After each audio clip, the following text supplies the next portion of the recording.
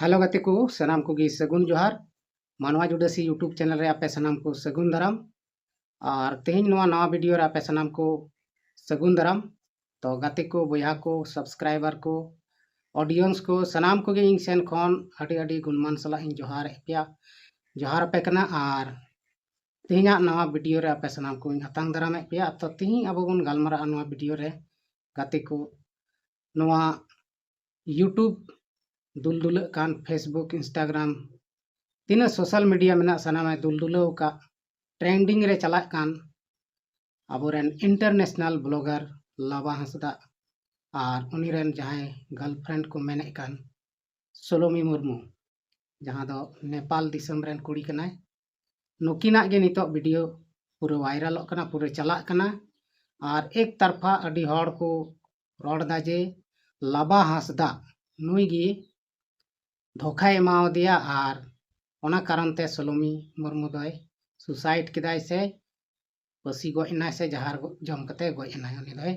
गयनाय। आदो नवा को विषय तगी दला तेहिं बन गालमारा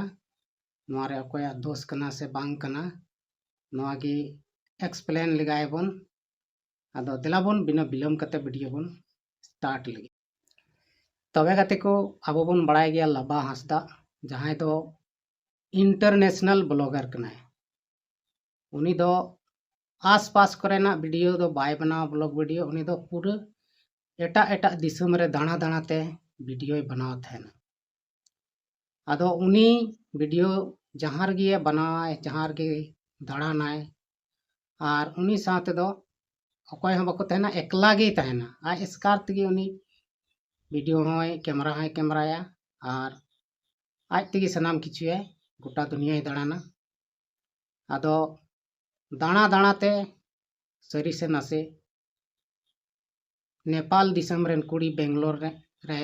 चक्रिये कनाय उनी दो सोलोमी राइडर कुड़ी मेनते को मेताया जहां दो बाइक के चलावा उना रिया गे इंस्टाग्राम वीडियो को बनाव बड़ाया उनी सला लाबा हंसदा दोस्ती हुयुक कना और उना दोस्ती दो किछु दिन बाद दुलड़ रे बदलक कना। आदो उनी दो उनी रेन गाते कुड़ी हुयुक कना गर्लफ्रेंड हुयुक कना और उनी गर्लफ्रेंड दो किछु दिन बाद सुसाइड कनाय माने गुजुक कनाय आज ते गुजुक कनाय पसी गुजुक कनाय से दम गुजुक कनाय से जहार जम कते गुजुक कना मेनखाने गुजुक कना। और उनी दो आया इंस्टाग्राम रे से ये रे पोस्ट का कना जे मेनते इन दो लाबा हंसदा धोखाय एमावदिया उना का खनतें गुजुक कना। आदो गति को नवा कथा तिना गन सरिया से तिना गन एड़ेया नवा दो आबो सोशल मीडिया माध्यम ते आबो बन बुझ दाड़िया कन गया। और नुई कुड़ी चित सरीगी नुई मतोरेन गर्लफ्रेंड तहलना से आरहों उनीरेन तिना जमाय को तहलना। आबो नितो बन नेलदा सोशल मीडिया रे बांगमा उनी दो मिटन छडवी कुड़ी तहलेना और नोंका गे उनी हो बारपे ठे बापलाव कना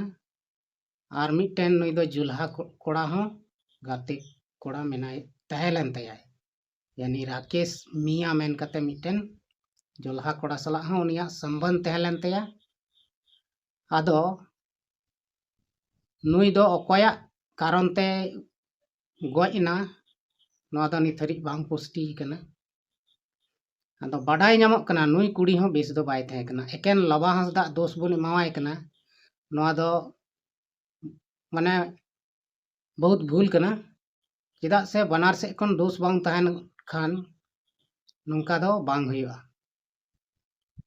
और नेतार कते रे कुड़ी चाहे कोड़ा बन नेले कोआ नवा दुनिया रे नवा ची को मेना सोशल मीडिया मेता से इंटरनेट जुगे मेता नवा कारण ते मिटन कोड़ा रेन आयमा ढेर गाते कुड़ी हको तहन ते और मिटन कुड़ी रेन आयमा ढेर गाते कोड़ा हको तहन ते और लाबा हंसदा मतो इंटरनेशनल हड़ कनाय नुई मा दुनिया रे दुनिया दाड़ान कान तीना देश चला है उन देश पासे नुईरेन गर्लफ्रेंड मेना गोते कोताया। नवा दो चेदा इन मेनदा आबो बन बड़ाय गया पुराना जमाना से पुराना जमाना रिया कथा को बन दिसै से इतिहास कथा को बन दिसै नेल बोन जे भगवान को हिंदू धर्म रन भगवान को बन नेल को श्री कृष्ण मोर नेले कना उनी आयमा ढेर आयोय दहो का कथना आयमा ढेर कुड़ी दहो का कथना आयमा लेकान तीना भगवान को मेना को उनको से राजा महाराजा मेना को उनको हो जहाँ जहाँ के को दणाए थे ओंडे ओंडे गे को दहोय को थेना तो लबा हांसदा हो मिटन इंसान कनाय उनी हो पासे उनका गे कमी कदाय और नुआ कथा दो हालांकि अब बन बड़ाय गया जहाँ की बड़ी कथा दो उन सर दो बांग पासना उना दो को चुकु दोया भगवान को हम नेल लेखा उनको हो उनको तीना बड़िया मेना उना दो सनाम को उकू कदा मेनखान उनको बेस बेस कमी जहाँ हेना उना दो को सदर कदा तो उना लेका गे लबा हांसदा हो अडी हड़ को मेनदा बारिया गिद्रा मेना किनतेया बारिया बाहू मेना किनतेया मेनखान नोआ तीना सरिया से तीना एड़ेया नोआ दो बेसते बांग पुष्टि कना नित हरिते और होय हो दाड़ेया उनीरान बहु मेना किनतेया बापला एनाय गिदर पिदर नाय आदो उनी बाहरे रे गे तहन खाय दो बहु दो चिका तहन तेया ओना कारण ते होय दाड़ेया उनी बहु हो दड़ कातेया तो दोसारे बपलायना उनी हो ओना धारा गे हुईना जबकि परिवार रे मिते जुरी परी किछु दिन हो बकिन बिताव से सप्ताह रे महीना रे दिन रे से 6 महीना रे यदि उनकिन घारंज रे बकिन न्यापामो से बकिन तहनो तबे दो घारंज दो रपुदो गया ओना लेका गे पासे लबा हांसदा हो घारंज दो रपुद कानताय और उनी दिसम दाड़ान हड़ दो चिका कते उनी सला जिनगी बिताव ओना कारण ते पासे बहु को दड़ काताय और नोआ मा सरी कथा कान गया जहां कोड़ा गे जहां बाहरे ते एकलाय दाणा बनाय खान उनी रेदो आयमा ढेर कुड़ी को झले गया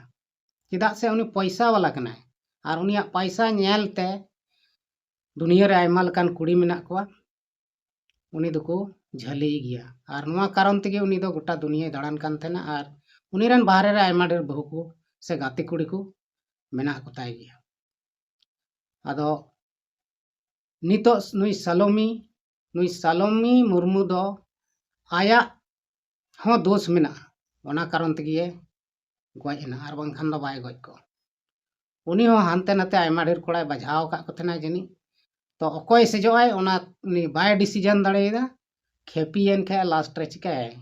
सुसाइड होयनते सीधे सेरमा पुरीते चलावना आदो फसावना नोड़े लबा हांसदा नुई की को डायरेक्ट को फसाव कदिया और उनिया पासे प्लान तहलना उनी कुड़िया जे मेनते लबा हांसदा दोኝ फसाव ते हुኝ फसाव काई गया अरे जहां कुड़ी गी से कोड़ा हको गुजुक कना ओमनी ते दो बाको गुजुक कना उनी पूरा प्रेशर है या हानते नाते को दिमाग फेलोते तब गे सुसाइड ओना लेका गे नितो मिट ते उनी कुड़िया हो सबूत को नामक कना चे उनी छडवी कनाय और तीना दमे छडवी कना ओना हो बाबन बुझ दाड़ेया प्लस नितो मिटन जोल्हा कोड़ा जहां राकेश मिया को मेताय कान उनी सला चिपकाव कते फोटो को सदर कानतेया ओना इयते नुई दो आयमा ढेर कोड़ा गाते कोड़ा को ताहेलेन तया ओना कारण ते नुई दो गजना और लबा हांसदा को फसाव कदिया नोआ दो औड़िया कना अरे लबा हांसदा उन पैसा वाला कोड़ा कनाय मेन लेखा 5-6 टी बहु दो दाड़े को चिदा राजा महाराजा 10-15 टी बहु को दोय को तेना नुया औकात मेना तेया आदो नितो नुई नोआ दोष को लादे कावदिया नोआ ते दो नुई दो ची हो बांग बिगड़तेया थोड़ा दिन नितो वीडियो को बाय बनावदा मेनखान किछु दिन बाद ओना थोड़ा शांत ᱧᱚᱜᱚᱜᱼᱟ और हाँ ñᱮᱞᱮ पे वीडियो बनाव गया और केस मुकदमा जहाँ तिना को केस मुकदमा वाय जेले चला और हाँ उडुक हजू गया चेदा से उन ठोस सबूत दो नुया बनुक तया ओनाते जे मेनते जेल रे नुया सड़ा हचो दाड़े अब बन ñेले को आयमा ढेर धर्म गुरु को सानाम धर्म रेन धर्म गुरु को बाबा राम रहीम उनी हो टाका वाला तहलना उनी हो आयमा ढेर उनकाय कमी किदा बड़ी कमी किदा आयमा ढेर बहु से कुड़ी को दहो के को छल कपटे कमी किदा ओना येते भितरी ने उमर कैद सजाए नाम केदा आयमा ढेर बाबा नौका मेना को हिंदू धर्म रेन जहां दो नितो उमर कैद सजा को नाम कदा मेनखान नित हो जेल भितरी खो मस्ती रेगे मेना को मैंने को बाप बड़ा ना भाई भैया सबसे बड़ा रुपया अरे उनको जेल खो छुट्टी को नाम दा दाड़ान कना को एंजॉय दा को हानते नाते अदा नोआ दा ची उमर कैद सजा से आजीवन करावास उनी मतो मस्ती रेगे तहनो कना रहो अदा नोआ को दो खाली ᱧᱩᱛᱩᱢ कना जे नुई दो सजे नाम केदा चिका केदा नोआ को दो खाली पैसा तहन हड़ लगी दो ची हो दुनिया रे ची सजा हो बनुआ जहां ठे पैसा बांग तहना उनको हड़गे को सजा को और उनको हड़गे औड़िया तह को सजा को अदो लबा हंसदा नितो चुप्पी रे मेनाया किछु दिन बाद दो जरूरे रिप्लाई वीडियो अगुई गया कटी कटी मोटा मोटी शुरू कदा ना रिप्लाई वीडियो मेनका सरी कथा दो निथरी औरी सदर जे मेनते ची कखनते से अकय कखनते नुई कुड़ी दये गयना आदो गते को नितो सनाम कुड़ी को कोड़ा को ढेर कायते लाबा हंसदा के दोष को मेताय कना मेनका निये जुग रे अकयटा हो सही हड़ दो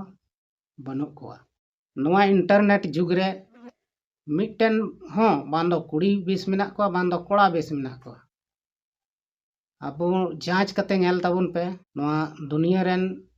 कुड़ी हो एस्कार मिट्टन कोड़ा सला दो बाय दुलड़े उनी हो बारिया पिया दो जरूरे दवाए कोगी उनका लेका के कोड़ा गिद्र उनको हो पिया पुनिया कुड़ी को दो ककुआ जहां तीन रे फेरार को पड़ा तबे दो लास्ट रे दो मिट्टन के दो होते जतो तो बाय मैनेज दड़े को तो कुड़ी गिद्रे हो उनका के आयमा ढेर को दो ककुआ लास्ट रे जदी बाय हानते नाते दड़े आए ओका से की बाय दड़े आए तबे चिकाय लास्ट रे दो गुजुक छड़ा कते उनी ठे ची हो उपाय बांग तहन कना ओना इयते उनी दो को गुजुक कना आर उनका लगा के तेही सोलोमी मुर्मू है गय कना आर गय कते नितो 15-20 दिन होयो कना ना नित हबीते जदि लाबाहास दोषी तहना खान तबे नित हबी उनी दो सा दी क्या को जेल रे चलाव को मेनका नित हबी तो उनकान जहान खबर बांग है कना जे मेनते उनिया नो गुजुक पीछे रे जहां हाथ में ना उनकान कथा तो बांग है कना और बाको सा कना मिट्टन हो यदि दोषी को तहन खाय दो सा कते सीधे जेल को इदी की को मेनका निथरी दो सनाम तो बाहर रे मेना को आदो ओनाते बड़ाई नामक कना जे ढेर से ढेर दोष दो उनी कुड़ी होड़ा गे मेना ताया ओना कारण तेगी उनी दो आया दोष कारण तेगी उनी दो गया कना से सुसाइड कदा आदो मुचाद रे निया गिन मेना जहां बोया मिश्रा गे जहां तिना हड़ साथ गे संबंध मेना ताम से दुलड़ मेना ताम बड़ी दो आलम कमिया और एटा हड़ दो झूठ मूठ रे आलम बजाव टोकया आमम गुजुक रा आमा हिम्मत मेना काय 5-6टी बहु दो कम से 5-6टी जमाय हो दो कम और हिम्मत बहुनु ताम खान दो आम मिट्टन गे दोयम और मजते घारों संसार चलावेन नोआ गे इnya मेन दो और नोआ वीडियो बनाव रिया मेन मकसद दो नोआ गे जे दुलड़ दो बांग बड़िया से प्यार मोहब्बत दो बांग बड़िया ओना दो भागिया कान गया मेनखान प्यार मोहब्बत कते गलत फायदा उठाव दो पाप गया आदो नौका दो आलोबन कमी मा बया मिश्रा को जुदी जहां सला एम दुलड़ का खाय दो उनी सला मजते ताहेनक में और जिंदगी बिताव में मजते तबे गते को तेहिया नवा वीडियो आपे चिक लका पे बुझाव किदा कमेंट बॉक्स रे लई तबन पे और तेहिन नवा वीडियो दो नडे गे मुचे तबना मा तबे सलाम को आर हो इन सेन कोन मुचे जोहार।